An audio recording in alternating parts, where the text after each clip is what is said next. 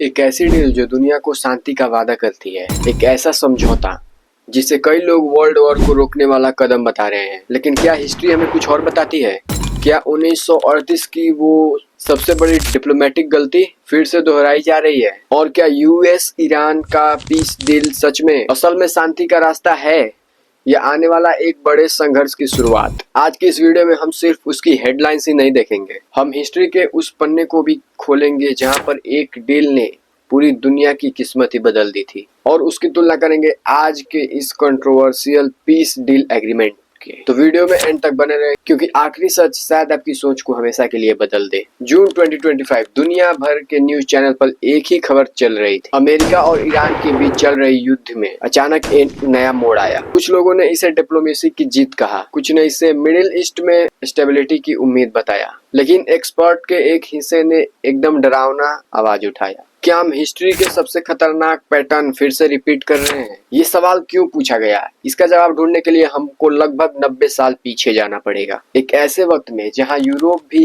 शांति के सपने देख रहा था, जब लोगों को लगता था कि एग्रीमेंट सारा कुछ ठीक कर देगा, और वहां हुआ उसका उल्टा, सारा कुछ बर्बाद हो गया। सितंबर 1938 मुनीच जर्मनी और यूरोप के आसमान पर जंग के काले बादल मंडरा रहे थे। अडोल्फ हिटलर अपनी ताकत बढ़ाए जा रहा था। उसकी नजर सुडेटेनलैंड पर थी, जो चेकोस्लोवाकिया का एक हिस्सा था। ब्रिटेन और फ्रांस के लीडर किसी भी तरह से वर्ल्ड वॉर से बचना चाह रहे थे। उन्होंने हिटलर के साथ बैठकर एक एग्रीमेंट साइन किया था। इस एग्रीमेंट को मुनीच एग्रीमेंट कहा गया। उस वक्त ब्रिटेन के प्राइम मिनिस्टर नेविल चैम्बरलेन ने लंदन लौटकर बोले थे, पीस ऑफ आवर टाइम। लोग सड़कों पर उतर आए, सेलिब्रेशंस हुई, सबको लगा कि जंग जो है वो टल गई। लेकिन एक आदमी ऐसा था जिसको इस डील से खुशी नहीं थी, विंस्टन चर्चिल। उसने एक लाइन कही जो कि आज भी हिस्ट्री में घूमती है, तुम्हें बेइज्जती और जंग में से चुनना था, लेकिन तुमने बेइज्जती चुनी और इसलिए तुम्हें जंग भी मिलेगी। उस वक्त लोगों ने चर्चिल की बात को नजरअंदाज कर दिया, लेकिन सिर्फ एक साल बाद जर्मनी ने जो है वो पोलैंड पर हमला कर दिया और वर्ल्ड वॉर 2 शुरू हो गया। मुनीच एग्रीमेंट हिस्ट्री में एक नए शब्द के साथ याद रखा गया, अपीसमेंट, यानी एक एग्रेसिव पावर को शांत करने के लिए उसकी मांगे को मांग लेना। शुरुआत में ये स्ट्रेटेजी जो है वो प्रैक्टिकल लगती थी। आप सोचते हैं कि अगर हम कुछ कंसेशन दे देंगे तो सामने वाला जो है वो शांत हो जाएगा, लेकिन कई बार इसका उल्टा होता है। अग्रेसर जो है वो इसे वीकनेस समझता है, उसका कॉन्फिडेंस जो है वो और बढ़ जाता है और वो आपसे जो है वो बड़ी मांगे मांगने लगता है। यही वजह है कि आज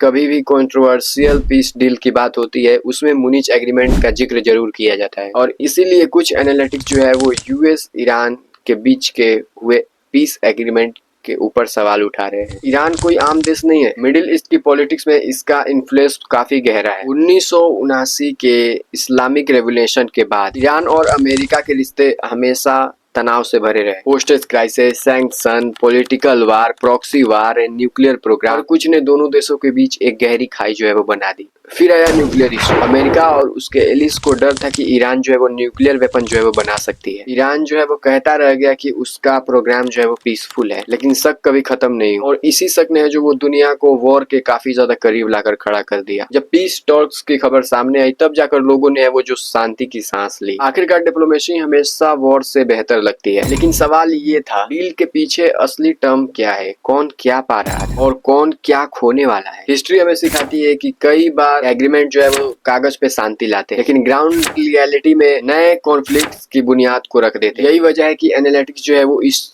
डील को बहुत ही ध्यान से देख रहे हैं। एक तरफ वो लोग हैं जो बोलते हैं कि डायलॉग बंद हो गया तो उसके बदले में मिसाइल और बॉम्ब बोलेंगे। उनका मानना ये है कि नेगोशिएशन ही स्टेबिलिटी का रास्ता है। दूसरी तरफ वो लोग हैं जो कि कहते हैं कि बिना स्ट्रॉन्ग गारंटी के कोई भी एग्रीमेंट जो है वो खतरनाक हो सकता है। उनका डर है कि टेम्पोररी पीस फ्यूचर में काफी बड़ा जो है क्राइसिस पैदा कर सकती है। और इसी डिबेट के बीच पुरानी याद जो है वो बार बार सामने आती है, मुनीच एग्रीमेंट। 1938 एक एग्रीमेंट, एक सेलिब्रेशन और फिर एक विनाशकारी वॉर। एक फेमस डायलॉग है, history doesn't repeat itself but it often rhymes, यानी हिस्ट्री बिल्कुल वैसी नहीं होती, लेकिन उसके पैटर्न्स जो है वो मिलते जुलते रहते हैं। आज भी दुनिया एक ऐसे मोड़ पर खड़ी है जहां पर डिसीजन सिर्फ एक देश तक सीमित नहीं रहेगा। मिडिल ईस्ट में छोटी सी चिंगारी ग्लोबली इकोनॉमिक को हिला सकती है। Oil prices, trade route, region security, सब कुछ दांव पर लग सकता है। क्या यूएस ईरान पीस डील सच में एक डिप्लोमेटिक ब्रेक थ्रू है, या फिर ये सिर्फ एक वक्त खरीदने की कोशिश है? क्या ये फ्यूचर कॉन्फ्लिक्ट को रोक देगी या सिर्फ उसे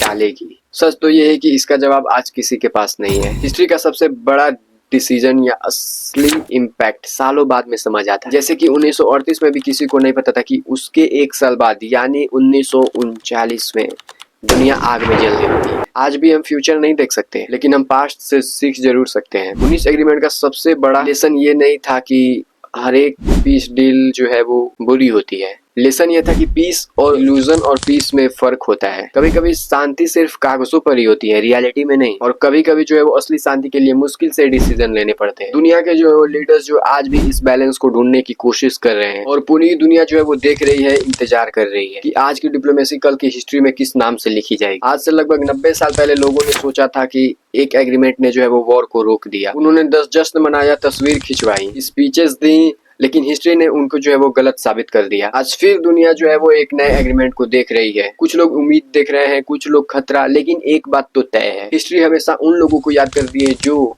उनसे सबक भूल जाते हैं। शायद यूएस ईरान पीस डील जो है वो दुनिया को एक स्टेबिलिटी दे, शायद ये एक बड़े क्राइसिस को जो है वो टाल दे, फिर शायद आने वाले कुछ सालों में लोग इसे भी उसी एग्रीमेंट की तरह याद करें जिसे हम इस एग्रीमेंट को याद करते आ रहे हैं। और यही इस पूरी कहानी का डरा देने वाला सच है। कभी कभी सबसे खतरनाक आवाज बॉम्ब्स की नहीं होती, बल्कि उस खामोशी की होती है जो कि तूफान आने से कुछ देर पहले छा जाती है। तो क्या ये पीस डील जो है वो सक्सेसफुल रहेगी? आप लोग कमेंट में जरूर बताइएगा, और चैनल पर नहीं तो चैनल को सब्सक्राइब करें। मिलते हैं अगली वीडियो में, तब तक के लिए वंदे मातरम।